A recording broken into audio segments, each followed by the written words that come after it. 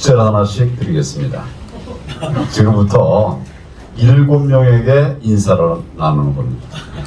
7명이요. 뭐 상대는 다 좋은데 하여튼 7명을 못 채우면 앞에 와서 제가 벌을 좀 주겠습니다. 시간은 3분. 반갑습니다. 자기소개를 안 하셔가지고. 나중에 좀 이따가 하면 되고요. 안녕하세요. 반갑습니다. 남은입니다.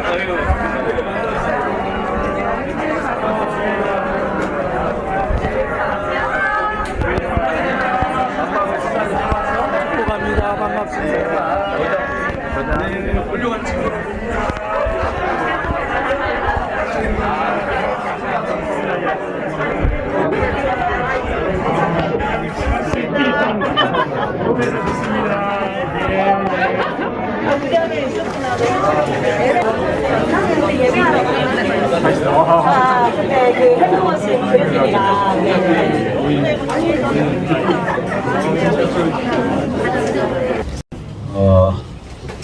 반갑습니다. 정말 반갑고, 며칠 전에 손흥민, 오늘 아침에도 신문에 났네요. 며칠 전에 100골을 넣었죠. 그리고 프리미어리그에서 23골로 프리미어리그 그 득점왕이 됐어요. 모르시나요? 아시죠, 다? 예. 근데 이제 그때 그 손흥민이 얘기한 것은 내가 100골을 넣어서 기쁘다. 프리미엄 리그의 득점왕이 돼서 기쁘다. 이 말을 한 게 아니에요. 이 말을 한 것이 아니고 그 뒤에 국가대표 국대전에서 자기가 이제 골을 넣은 다음에 내가 국가대표로서 지금 센트리 클럽 국가대표 100번째 게임, 그 게임이 국가대표 100번째 게임이었대요. 그래서 센트리 클럽에 가입한 것이 기쁘다. 이렇게 얘기했어요. 자, 이게 무슨 차이가 있을까요? 내가 100골을 빅리그에서 100골을 넣어서 기쁘다. 이거와 내가 국대로서 국가를 대표해서 내가 센트리 클럽의 멤버가 돼서 기쁘다. 무슨 차이가 있을까요? 여러분이 한번 숙제로 드릴 테니까 무슨 차이가 있을까? 저는 자기 개인 성적보다도 그 자기가 나고 자랐던 나라 태극 마크를 달고서 그렇게 경기했던 그것이 벌써 100회라고 하니까 감회가 새롭다고 하는, 자기가 대한민국을 대표했다고 하는 거기에서 자긍심을 느낀 점, 그것이 차이라고 생각합니다. 100골을 넣었다는 것보다 말할 수 없는 큰 가치가 있는 거죠. 그래서 제가 페이스북에다 글도 썼어요. 우리는 지금 내 실력을 드러내야만 되는 그런 시대에 살고 있습니다. 그러나 정말 내가 실력도 갖추고 또 성과도 내고 그리고 그 공을 나 혼자 차지하는 것이 아니라 우리가 함께 대한민국에 돌렸던 것처럼 손흥민처럼 우리가 그런 변화가 필요하다. 저는 이것을 굉장히 큰 리더십이라고 생각합니다. 그래서 손흥민이 지금 국가대표 대표로 있습니다. 아니, 주장으로 있습니다. 주장으로 있으면서 보니까 본인이 골을 잘 못 넣더라고요. 저쪽 프리미어로 가면 그냥 하루가 멀다 하고 골을 넣는데 한국에 오면 국대가 되면 잘 못 넣더라고요. 근데 최근에는 이제 좀 늦게 돼서 기쁘게 생각합니다만은 저는 오히려 그것이 이렇게 조직을 끌어가면서 양보하고 다른 사람에게 기회를 줬던 그런 보이지 않는 것들이 또 있어서 여기 와서는 좀 덜 잘 된 것이 아닌가 뭐 이런 생각도 합니다만 그랬으면 좋겠어요. 정말 이 손흥민 그러면서도 뭐 늘 겸손하고 무슨 자본이 하나도 나지를 않은 것 같아요. 그런 점에서 저는 굉장한 리더다. 오늘 우리 이 모임이 리더십 비전 스쿨인데 리더십에 대해서 잠깐 생각을 해보는 기회가 될 수 있다고 생각합니다. 그리고 우리 리더십 비전 스쿨이 있어요. 여러분, 비전이라는 말을 요즘 잘 못 들어보는 것 같아요. 꿈이라는 말을 잘 못 들어보는 것 같습니다. 저는 검찰에서 오래 생활을 했어요. 그래서 간부가 되면서 이렇게 점심이나 저녁 때 회식을 하죠, 회식을. 그래서 검사들 쭉 같이 앉아서 식사를 할 때 제가 가끔 이렇게 물어봅니다. 아무개 검사, 자네는 꿈이 뭔가?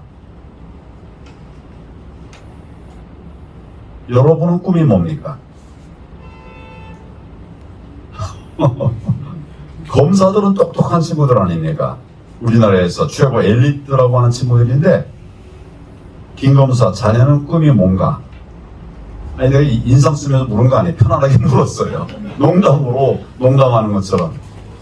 그랬더니 대답들을 못해요. 꿈이 뭔가? 꿈이 없어요. 지금 지난 정권에서 우리가 꿈을 잃어버렸습니다. 꿈을 잃어버리고 비전이라는 말도 하지 못해봤어요. 그러나 우리 대한민국은 건국 이래, 이승만 건국 대통령 이래 꿈을 가지고 살아왔었습니다.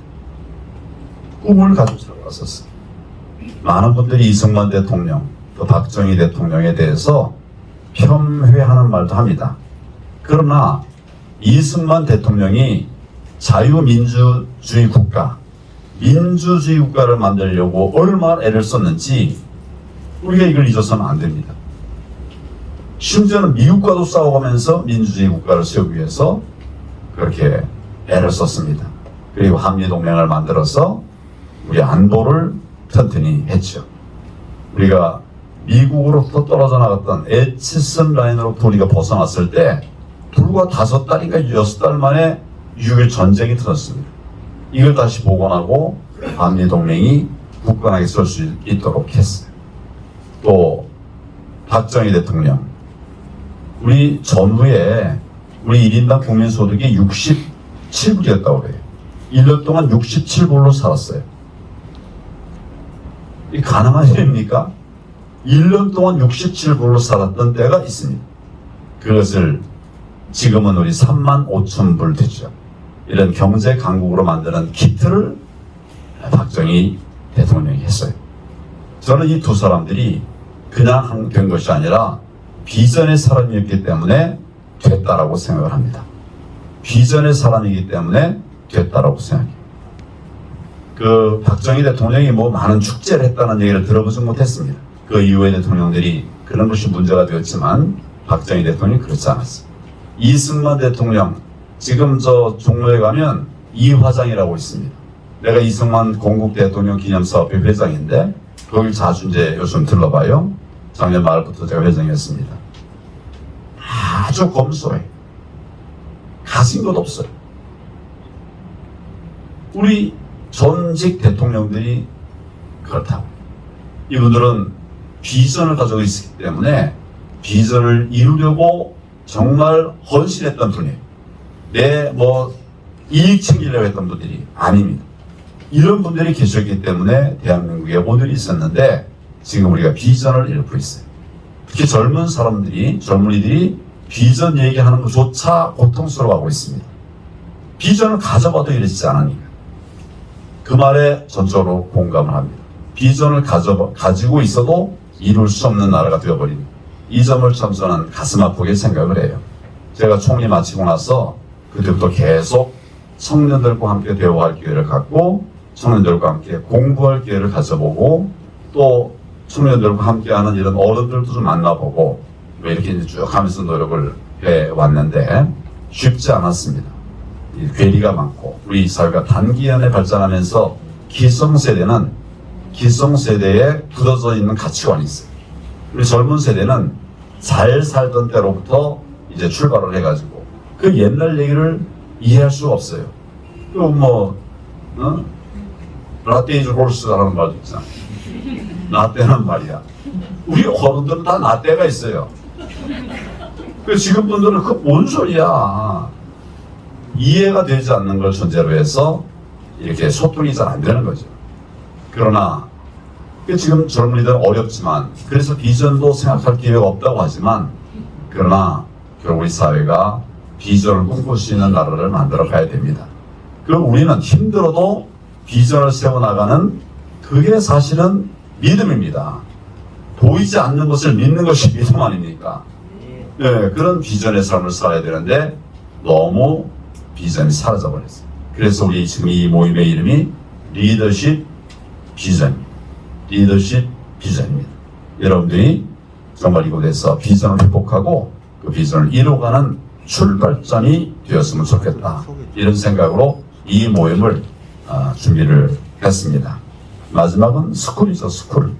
배움을 가볍게 여기는 젊은이들이 많은데 배움은 정말 소중하다고 저는 생각해요. 우리 젊은이들에게 제가 같이 할 동안에 잘 좀 듣지 않으려고 하는데 그래도 제가 자꾸 얘기하는 것 중에 하나가 뭐냐면 기성세대와 대화를 나누라. 기성세대가 와서 대화를 해주기를 기다리지 말고 그렇게 되면 잔소리만 해요. 기성세대가 여러분에게 먼저 오면 잔소리를 합니다. 근데 여러분들이 먼저 기성세대에게 가면 좋아해요. 좋아하면 잔소리가 줄죠. 잔소리가 줄어요. 그래서 오히려 가서 이야기를 하다 보면 이분들이 지혜가 있어요. 사실 우리가 젊은 사람들이 갖지 못한 소위 경륜이라고 하는 이것이 없는 분들이 그걸 가진 분들이 있는 그게 있어요. 손해볼 게 하나도 없어요. 제가 어느 대학교 동창회 회장을 맡았는데 보니까 전부 다 나이 많은 분들이 50학번이면은 지금 몇 살입니까? 57학번이면 몇 살이에요? 이런 분들이 이제 많이 모여 있어요. 그래서 젊은 이들이 오지 않지요, 물론. 오면 안타까운 마음에, 야, 좀 같이들 와라, 젊은 애들이. 왜 혼자 오냐? 이게 바로 뭐예요? 또 구살이에요. 모처럼 왔는데, 왔다고 구살이 맞은 거예요. 그러면 그 다음에 안 오죠. 그래서 제가 이제 말할 기회를 제안했습니다. 연세되신 분들에게. 강제로 제안한 게 아니라 자연스럽게 우리 막내 얘기를 들어봅시다. 선배님 말씀도 한번 듣고 막내 얘기 그러니까 다들 좋아하더라고. 그래 막내 얘기 들어보자고. 그리고 이제 중간 얘기도 들어보자고. 이렇게 해서 했더니 이게 젊은 사람들이 얘기할 기회가 생긴 거예요. 그리고 이제 몇 가지 팁을 이렇게 해가지고 이제 사람들이 많이 모이게 됐어요. 그래서 이분들하고 같이 이렇게 동네에 서울의 주변에 있는 뭐 있지 않습니까? 그런데 트레킹을 가자고 했어요. 그랬더니 아까 얘기하는 5, 7학번 선배하고 9, 5학번 둘이 손잡고 갔다 내려오더라고요. 가는 사이에 얘기가 잘 돼가지고 내려올 때 뭐 사주면서 뭐 이렇게 오니까 그 다음에 이 선배는 꼭 그 후배만 찾아요. 예. 이런 게 이제 어떻게 보면 소통인데 우리 스쿨이라고 하는 것이 그런 것도 훈련하는 기회가 됐으면 좋겠어요. 그냥 지금 막혀있는 이런 세대 간의 소통도 뚫어갈 수 있는 이런 모임이 되었으면 좋겠다 이런 생각을 합니다. 제가 세 가지 착각에 대해서 제가 준비한 것을 10분의 1 줄여서 얘기를 하겠습니다. 첫 번째 착각은 내가 안다고 하는 착각. 다 안돼요. 안다고 뭘 좀 얘기하려고 그러고 그거 다 알아. 그리고 내 얘기를 막 해요. 이러면 소통이 안 됩니다. 근데 우리 많은 분들이 안다고 착각하고 있어요. 안다고. 옛날 제가 좋아하는 시인은 아닙니다만은 고은이라는 시인이 있죠. 이분이 쓴 시 중에 이런 게 하나 기억납니다. 내려갈 때 보았네. 그 다음에 뭐죠? 올라갈 때 보지 못했던 그 길, 그 꽃. 올라갈 때는 꽃을 보지 못했어요. 올라가려고 여기에 이제 매진해가지고 못 봤는데 내려오면서 보니까 이 너무 아름다운 꽃이 있었던 거예요. 그래서 내려갈 때 보았네. 올라갈 때 보지 못한 그 꽃. 이게 시의 전부예요. 이게 얼마나 우리들에게 감동을 주었는가. 사람이 아니라 이 말 자체, 그 철학에서 우리가 느끼는 것이 있죠. 네, 우리가 보지 못하는 게 너무 많아요. 그 보지 못하는 것을 내가 나를 낮출 때 볼 수 있게 된다 하는 것이죠.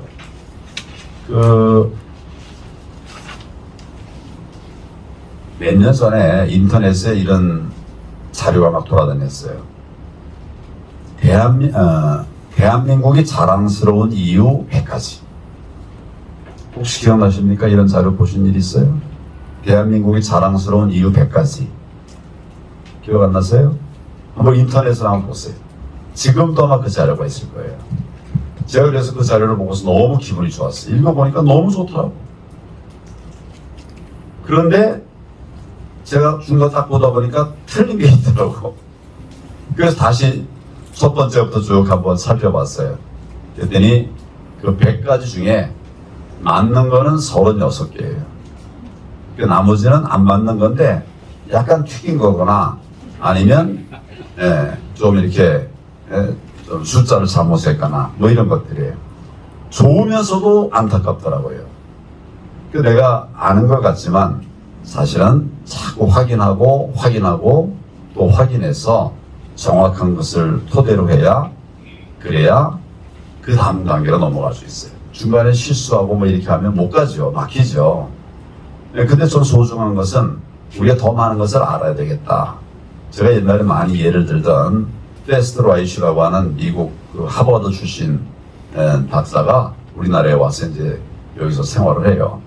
직장도 이리저리 왔다 갔다 하면서 하더라고요. 근데 이분이 쓴 책 중에 한국인만 모르는 다른 대한민국 이런 책이 있어요. 한국은 이미 선진국이다 이거예요.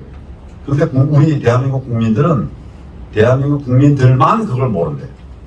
다른 나라는 다 대한민국 선진국이라고 그러는데 대한민국만 자기 나라가 선진국인 것을 모른다는 겁니다. 이거 우리가 좀 깊이 좀 생각해 봐야 될 문제인 것이죠. 아는 문제에 대해서 우리가 관심을 가져요. 그래서도 저희가 이런 스쿨을 준비하고 있어요. 아는 것이 힘입니다. 정말 그렇습니다. 둘째 착각, 대강해도 된다 라고 하는 착각입니다. 대강해도 된다. 제가 주변에 많은 사람들 보면서 좀 느낀 것들을 제가 3가지 착각으로 얘기를 하는 거예요. 그런데 잘 준비해야 할 수 있습니다. 정말 준비 안 됐던 정권이 있어요. 우리 앞에 정권. 앞에 정권이 어딘지 뭐 여러분 아시는 분 아실 건데 정말 준비 안 된 정권이에요. 저는 이제 아까 누가 소개한 대로 이제 국정의 여러 영역을 다 한번 살펴봤어요. 쭉 다 봤는데 돌이켜보니까 심지어는 뭐 DJ도 아주 잘한 부분이 있어요. 그리고 노무현 대통령도 잘한 부분이 있어요. 못한 부분도 있고 잘못된 부분이 많지만 그러나 이제 이분들도 잘한 게 있는데 문재인 정부에 대해서는 저는 정말 아무것도 잘했다라고 말할 수 있는 게 없어요. 정말 아주 신기해요. 저는 그 원인이 뭘까? 대강했다. 이 사람들이 대강했다. 소득 주도 성장. 잘 검토한 거 아닙니다. 일부 학자들이 한 얘기를 충분하게 잘 검토하지 않고 그냥 딱 시행해버린 거예요. 그래서 소상공인들이 그냥 1년, 2년 만에 뭐 다 죽어나오고 그랬어요. 그럴 수밖에 없어요. 아니, 이 사람들이 수익률은 투자한 것에 뭐 되게 5%, 7%, 8%인데 세금이 2년 사이에 30% 올랐어요. 아니, 비용이, 임금이 30% 올랐어요. 그럼 어떻게 버팁니까? 못 버티죠. 그러니까 말에 속았는지 일부러 그랬는지 몰라도 그 잘못된 것을 충분하게 살피지 않은 채 대강 국정을 논한 겁니다. 탈원전 안 되는 겁니다. 지금 세계가 다 지금 다시 원전으로 돌아가고 있는데 우리는 잘 만들어가던 원전을 그냥 갑자기 영화 한 편 보고 그랬다고 그래요. 이게 뭡니까? 대충 해가지고 좋아 보인다고 따라가다 보면 다 망할 길로 가는 겁니다. 우리 리더들은 절대 그렇게 해서는 안 됩니다. 일반인들은 대강 가도 우린 철저하게 잘 따서 보고 갈 길을 찾아야 되는 거죠. 그래서 이렇게 해서는 안 된다. 대강 해서는 안 된다. 그러나 길은 있기 때문에 그 찾기 위한 노력들을 우리가 해나가야 젊은이도 성공할 수 있고 나라도 성공할 수가 있습니다. 세 번째 착각은 혼자서도 된다고 하는 착각.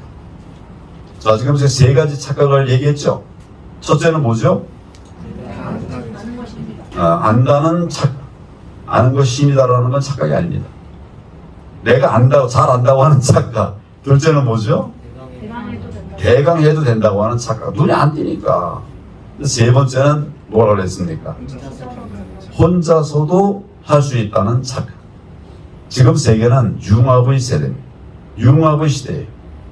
내 혼자 할 수 있는 것도 있습니다만은 지금 남들은 다 같이 가고 있는데, 그런데 내 혼자 잘난 체하고 내가 독불장군 돼가지고는 그건 안 되는 거예요. 아프리카 속담 중에 그런 거 있습니다. 빨리 가려면 혼자 가고 멀리 가려면 어떻게 가라고요? 같이 가. 지금은 같이 가야 오래 갈 수가 있어요. 우리 잠깐 뭐 이렇게 하다가 반짝할 수는 있지만 금방 망가지면 어찌 되겠습니까? 그래서 같이 가는 것이 꼭 필요합니다. 그 4차 산업혁명이라는 거는 복잡하게 여러 가지 설명하지만 저는 그 핵심을 결국 융합이라고 생각해요. 여러 가지 기술들, 여러 가지 아이디어들, 이런 것들이 다 이렇게 뭉치는 것이, 융합하는 것이 결국 이제 4차 산업혁명으로 이어져 가고 있다, 이런 생각을 합니다. 뭐 스마트폰 같은 거, 스마트폰에 무슨 새로운 기술이 들어갔습니까, 여러분? 스마트폰에 무슨 기술이 들어갔습니까? 스마트폰에 우리가 전화하는 거 새로운 기술 아니잖아요. 사진 찍는 거 새로운 기술 아니잖아요. 뭐 통신하는 것도 새로운 기술 아니지 않습니까? 다른 기술들을 다 묶어놓은 거예요. 그러니까 생활이 너무 편해진 겁니다. 세상을 바꾼 거예요. 이게 결국은 함께한 협치의 성과였다. 저는 그렇게 생각을 합니다. 지난 정부에서, 박근혜 정부에서는 중요한 행정 원리 중에 하나로 부처 간 칸막이 없애기. 부처 간 칸막이를 없애자. 이걸 굉장히 중요한 아젠다로 던졌었습니다. 부처가 다 가로막혀 있어요. 부처가 가로막혀 있을 뿐만 아니라 제가 이렇게 정치를 해보니까 이 각자가 다 막혀 있어요. 아니, 그 전에 우리 정부에서도 마찬가지예요. 엄청 갇혀 있어요. 근데 정부는 갇혀 있으면 리더가 이걸 풀어줍니다. 그럼 또 따라와요. 근데 정치는 그렇게 리더가 많지는 않더라고요. 그러니까 리더가 얘기해도 안 듣고 그냥 칸막이를 쳐나가는 거예요. 그리고 누가 이게 좋은 게 딱 드러나면 그걸 나눠 가는 게 아니라 저거 내 거로 안 들어오게, 내 영역으로 안 들어오게 칸막이를 쳐버리는 거예요. 제가 이제 당대표 때 우리 당이 그때 자유한국당이죠. 사람들이 많이 나갔어요. 뭐 워낙 그냥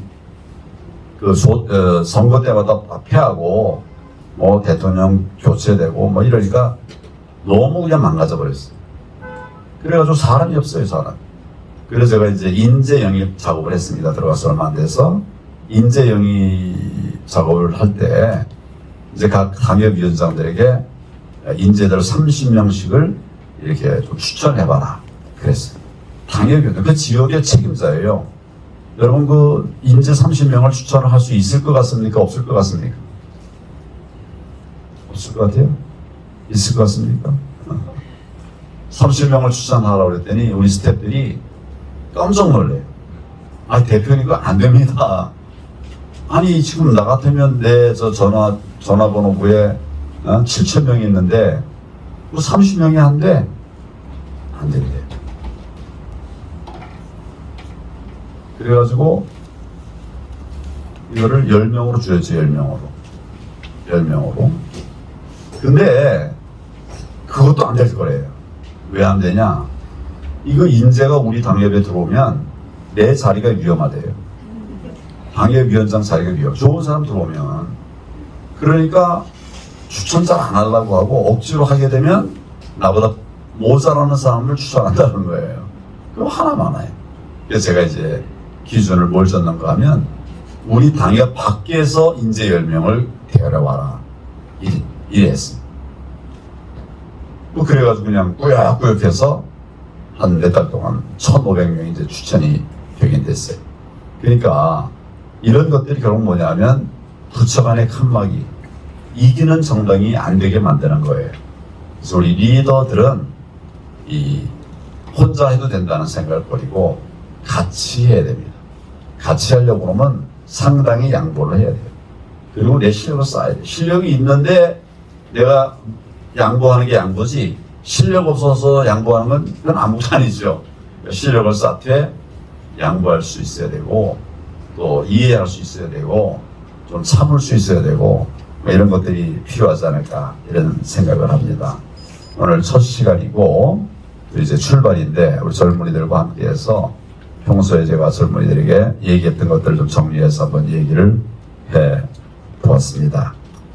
근데 이런 그 착각들이 많이 있지만 그러나 우리의 길도 있어요.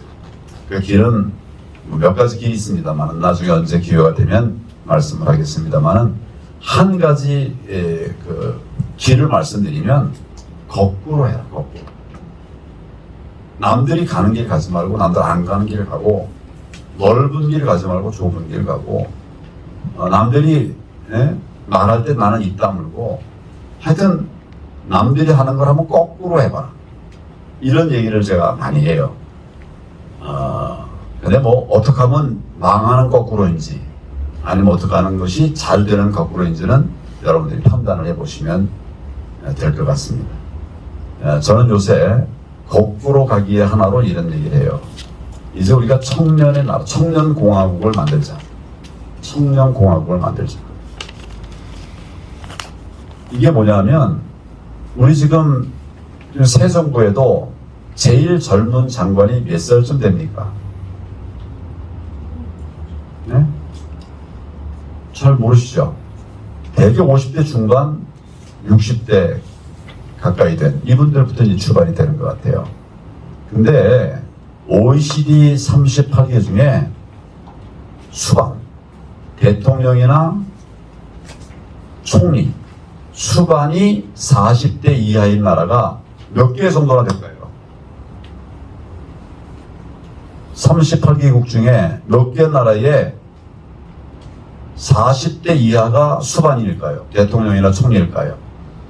몇 개 나라쯤 될 것 같습니다. 7개 정도. 또 조금 더 올려본다면 10개 정도.